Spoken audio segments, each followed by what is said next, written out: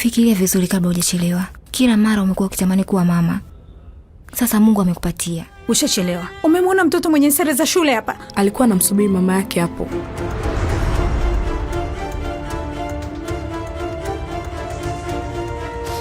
Inaitoa hii mimba sababu ya kumwogopa mama na jamii yote inamzunguka. Mariam, shida nini? Hala ametoweka. Kwa kweli nilishajutia sana. Tafadhali tukutane kituo cha stendi cha mabasi makubwa. Ndugu abiria wetu, mabasi yetu ya kwenda mjini yataondoka hivi punde. Niwasubiri polisi? Njoo. Mama yangu hakuwahi kuwa mkatili. Mama yangu alikuwa na moyo wa huruma. Japokuwa si binti yake,